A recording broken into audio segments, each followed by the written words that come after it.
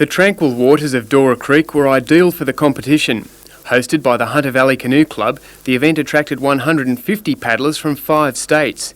Some are 7-day-a-week paid athletes, with all expenses met by the Australian Institute of Sport. Kayaking has become a science, with competitors looking for a psychological and technological edge. The craft are made of the latest Kevlar and carbon fibre materials. The splinter-thin hulls range in price from $400 to $10,000. Paddle blades have given way to the aerodynamically designed scoops. Men's, women's and junior categories were raced over 1,500 metre courses, the latter with times of just over a minute and a half. From here, paddlers head to the national titles in Adelaide, and from there into the selection process for the world titles in Austria, and the Australian Olympic team for Barcelona.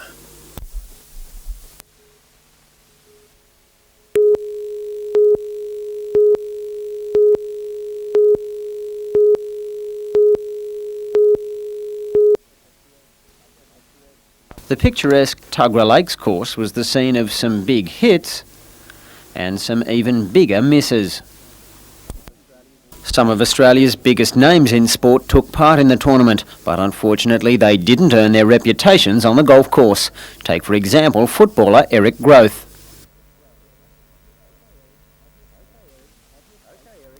OK, Eric, have your fake swing. But how to get the ball down the fairway? A lovely example of the arm iron. The Doug Walters quartet posted one of the day's best scores, Dougie being one of many mid-70s Test cricketers who relish a game of golf. We took those pretty seriously. We probably took those as serious as we took our cricket. There's always some pretty stiff rivalry out in the golf course. Parramatta's Danny Krankovic recovered from a pounding at the hands of North Nelson Bay to play some nice shots, while the Knights' Stevie Former apparently confused the first tee for the 18th green. His was the star group though, thanks largely to Terrigal pro Russell Swanson.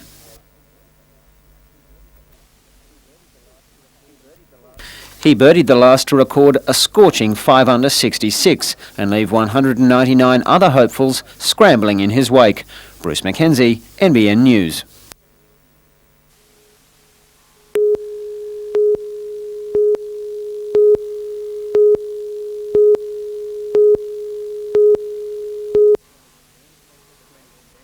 The Glenbourne Dam State Recreation Area attracts more than 100,000 visitors each year. Its vast waterway is open to skiers and sailors, and much of its shoreline is regularly visited by day trippers and campers. For the first time in 20 years, an entry fee applies.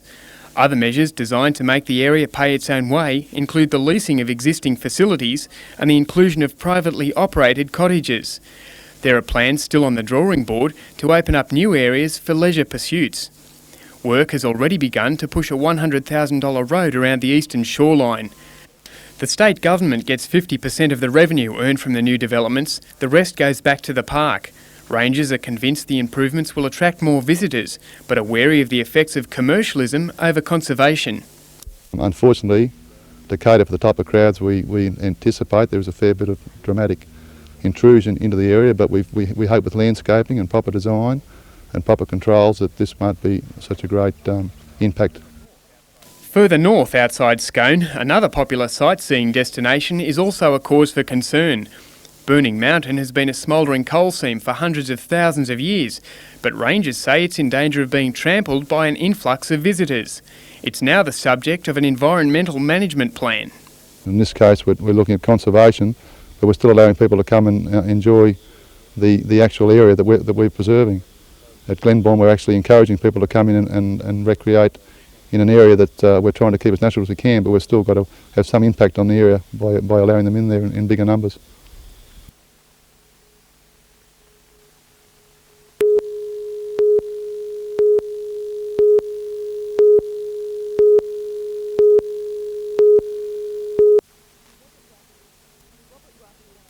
Robert Rutter is a solicitor. His wife Kay is a lay preacher at their local church. In 2 weeks, they will say goodbye to their family and friends, sell their beautiful home, pack their belongings and move into a 2-bedroom flat under a house in Goroka to begin life as missionaries for the Anglican Church. It's a move most people would balk at, but for the Rutters, the decision was an easy one. When it really came to the crunch, we felt we'd been called to do this missionary work, and it wasn't a hard decision at all in the end. Robert will take charge of the Melanesian Institute, an ecumenical foundation dedicated to the understanding of Melanesian culture. The centre runs courses all over Papua New Guinea, teaching missionaries about the native people they work with. While their family and friends are supportive, it took them a while to get used to the idea.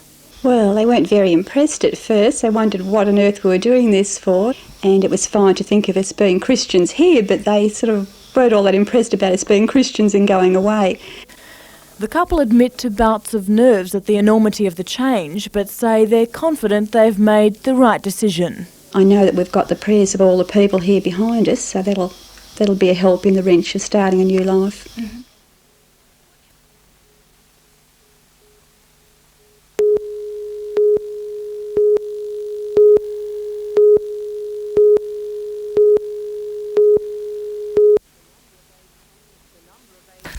The number of AIDS sufferers being treated in the Royal Newcastle Hospital has varied between 3 and 15 at any one time. But according to Dr Sutherland, this number is set to increase dramatically. People with AIDS tend to get sick quite rapidly, and therefore they somehow will be accommodated. But of course it may prove to be an intolerable strain on other parts of the healthcare system. That means other patients who are not quite so sick will have to wait for a hospital bed. He says the opening of the state-of-the-art John Hunter Hospital will not increase the number of available beds, and he believes the only answer to the problem is a radical rethink on public funding. If we're not satisfied with the amount of money in the healthcare system, we have to pay more taxes or else get more money from somewhere else. Education, roads, schools, whatever. And Dr Sutherland believes the AIDS epidemic could become the catalyst for that change. I think AIDS is only one part of the crisis, but because it's an attention grabber, it might just persuade people to sit down and make hard choices.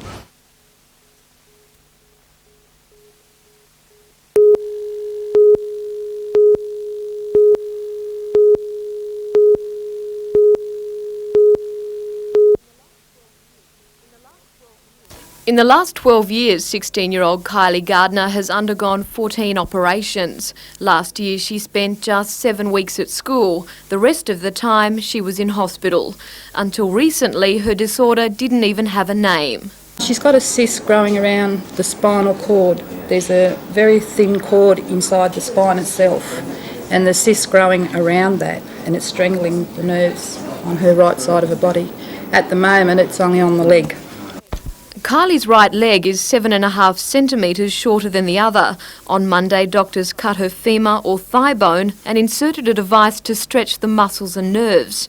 4 times every day for the next 6 months, Kylie will wind the device to lengthen her leg. I'm looking forward to seeing my daughter walking around in normal shoes. I mean, we've had 12 years of orthopaedic boots and calipers on our legs and no sandals, no thongs, no nothing. So hopefully in 6 to 12 months we'll be able to go and buy a nice pair of sandals and a pair of shoes and some nice clothes and go out in the town. The future for Kylie, though, is uncertain. Doctors aren't sure if other parts of her body may also be affected by the cyst. But that's not concerning her at the moment. Right now she has just one thing on her mind. To run around with my little brothers and sister.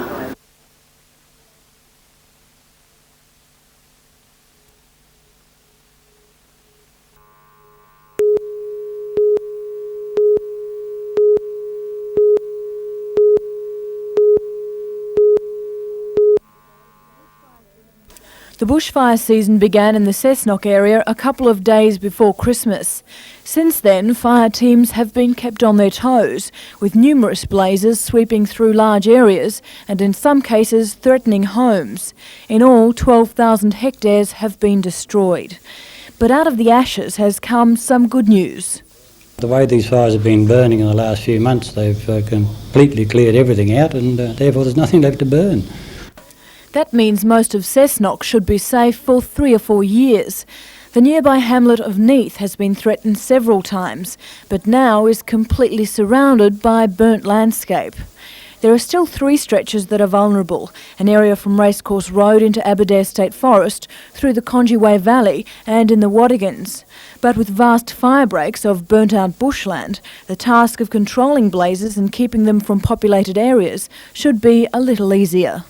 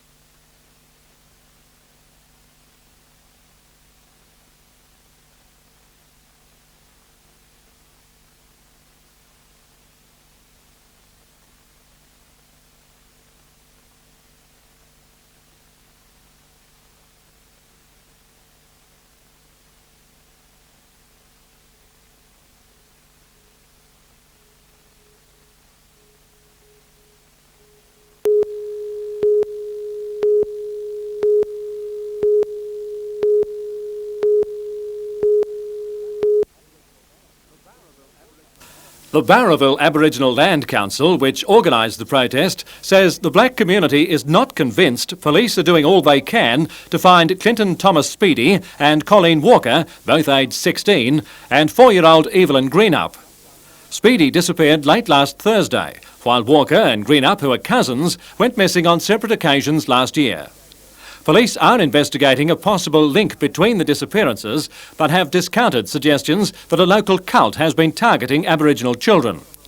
However, the Barraville Land Council says a woman living near a cemetery at nearby Maxville claims to have seen the sect in action on several occasions.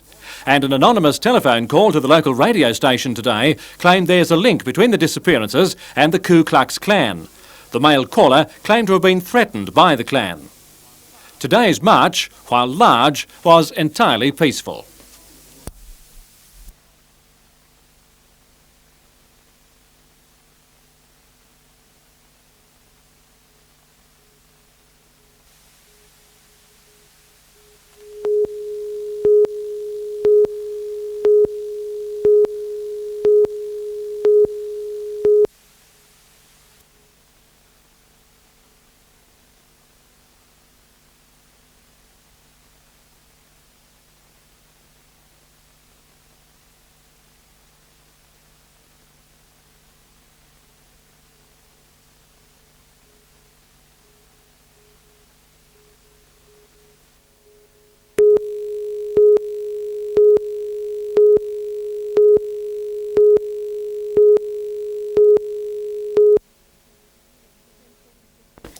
Defence Secretary Dick Cheney and General Colin Powell are advising him on the need to send in ground troops. In a televised address, Saddam Hussein has told his people Iraq has won a political victory simply by withstanding Allied bombing. Meanwhile, he's launched more Scud missile attacks against Israel and Saudi Arabia. Both were intercepted by US Patriot missiles.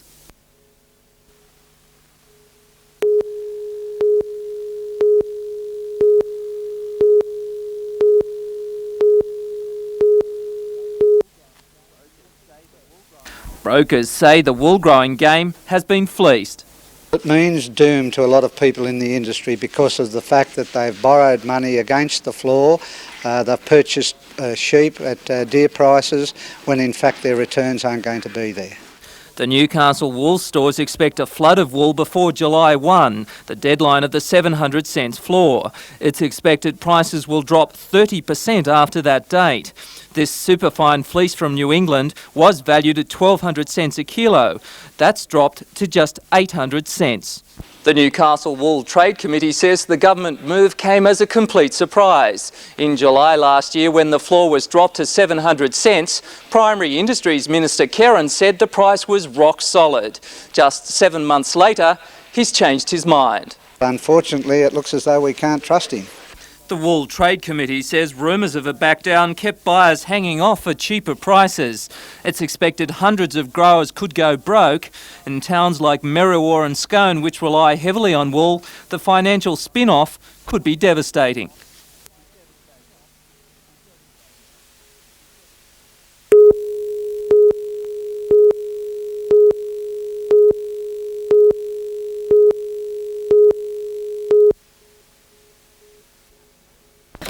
At the moment, the Hamilton South demountable is out of bounds. Last week it was unbolted to be moved, then rebolted by union members who have put a ban on its removal. But according to Peter Barrack of Newcastle Trades Hall Council, the locks were changed by the Education Department over the weekend. And as a consequence of that, I've locked all the facilities for the children inside, including first aid equipment, table and chairs, food and drinks, while the children are out in the playground unable to get access to that equipment. He says parents and child carers have been threatened with prosecution for trespassing if they try to use the building. Meanwhile, an investigation by union officials has revealed demountable buildings in various stages of disrepair at both the State Dockyard site and the Public Works Depot at Wallsend. Perhaps they need a bit of attention, a bit of maintenance to bring them up to scratch, but certainly we believe that the money would be better spent doing that than seeking to take away an excellent facility that's providing childcare for parents before and after school.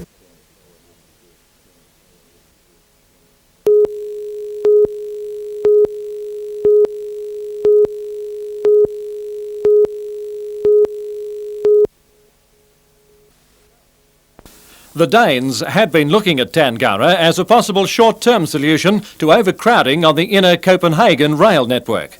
However, their plan has now been made more long-term, to completely revamp the system Scandinavia-wide and include an airport link with Copenhagen. While this would be a larger order, up to 480 carriages, instead of the original 40 to 80 cars expected, any decision is now years away. While Gninens concedes this gives competitors around the world time to enter the fray, the company will get in on the ground floor.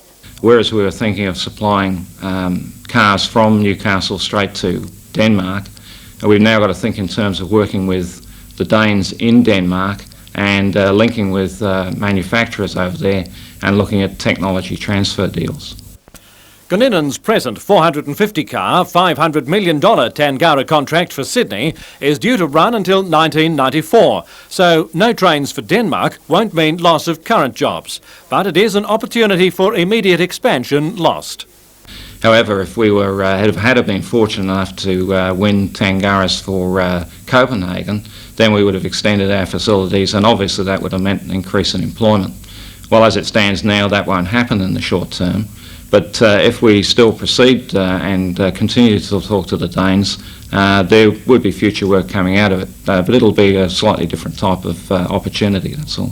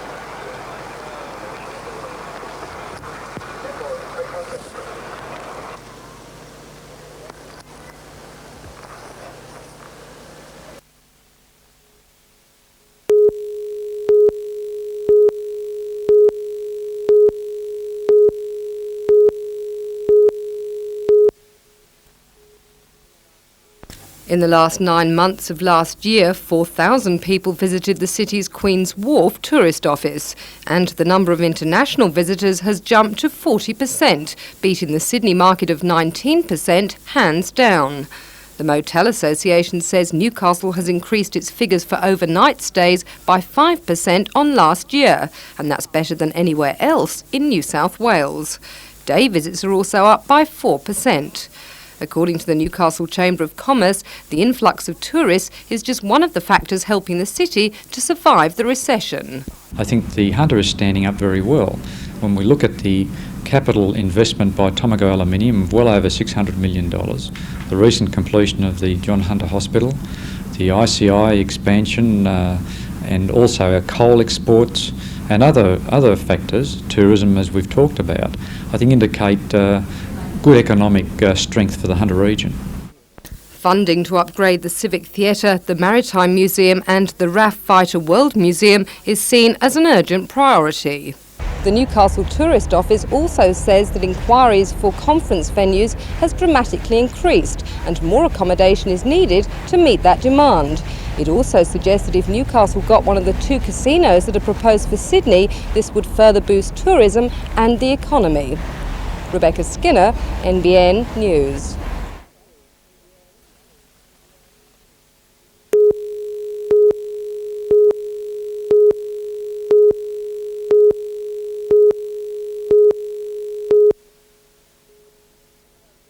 Remember those good old days of Bobby Socks, Elvis movies, rock and roll and hot American cars? Beware folks, those lazy days are back, and with them, the cars that made America's wild era famous all over the world. Now collector's items and valued at thousands of dollars, the American classic car will be on show from Coffs Harbour to Surfers Paradise next month in a tour of glittering chrome. And there is a valid reason for the renewal of interest in the Yank tanks of bygone days. It was suggested by the organisers of the Gold Coast IndyCar Grand Prix. They wanted a bit of a lead-up, fancy, spectacular, colourful event, and I'm involved in organising all sorts of rallies, as you know, and I thought, well, this'll do. I'll help out my friends up there and come up with something a bit different, the American Classic Car Cavalcade. When Max Stahl first set out on his project, he wasn't too sure how many cars of modern, veteran and vintage US make he would find, but his surprise has been total, and it's made him more aware of the importance of the past. And let's face it, cars of today are a little bit on the boring side, aren't they? The bubble shape.